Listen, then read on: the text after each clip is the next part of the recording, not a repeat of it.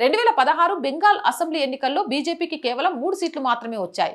కానీ సరిగ్గా 10 ఏళ్ల తర్వాత 2026 నాటికి బీజేపీ అక్కడ 207 సీట్లతో ప్రభంజనం సృష్టించింది. కేరళలో కూడా ప్రస్తుతం బీజేపీకి 3 సీట్లు వచ్చాయి. బెంగాల్లో జరిగినట్టుగానే కేరళలో కూడా బీజేపీ ప్రధాన ప్రతిపక్షంగా ఎదిగే అవకాశం ఉందని కాంగ్రెస్ గ్రహించింది. ముస్లిం క్రైస్తవ అభ్యర్థిని ముఖ్యమంత్రిగా ఎంపిక చేస్తే కాంగ్రెస్ కేవలం మైనార్టీల పార్టీయేనని, హిందువులకు అక్కడ ప్రాధాన్యత లేదనే ప్రచారాన్ని బీజేపీ బలంగా తీసుకువెళ్లే అవకాశం ఉంది. ఈ ప్రచారం బీజేపీకి హిందూ ఓటర్ల దగ్గర మరింత పట్టునిస్తుంది. హిందూ ఓటర్ల కోసమే నిర్ణయం తీసుకుంటే తమకు అండగా నిలిచిన మైనారిటీ ఓటర్లు అసంతృప్తికి లోనై భవిష్యత్తులో సిపిఎం వైపు మళ్లే అవకాశం ఉంది. ఈ సున్నితమైన సమతుల్యతను కాపాడటానికే కాంగ్రెస్ అధిష్టానం 10 రోజుల పాటు మల్లగుల్లాలు పడాల్సి వచ్చింది. అందుకే బీజేపీకి ఏ చిన్న అవకాశం ఇవ్వకూడదనే ఉద్దేశంతో కాంగ్రెస్ చివరికి హిందూ సామాజిక వర్గానికి చెందిన వీడి సతీశన్ వైపు మొగ్గు చూపింది. ఫలితాలు వచ్చిన వెంటనే నాయకుడిని ప్రకటించడం రాజకీయంగా బలాన్నిస్తుంది. కానీ కేరళలో కాంగ్రెస్ అధిష్టానం 2 వర్గాల మధ్య సమతుల్యత కోసం ప్రయత్నించింది. అటు మైనారిటీల నమ్మకాన్ని నిలబెట్టుకోవడం, ఇటు హిందూ సామాజిక వర్గానికి పెద్దపీట వేయడం అనే ఈ కత్తి మీద సాము వల్ల 10 రోజుల సమయం పట్టింది. కాంగ్రెస్ పార్టీకి కేవలం ముఖ్యమంత్రిని ఎంపిక చేయడం మాత్రమే లక్ష్యం కాదు. భవిష్యత్తులో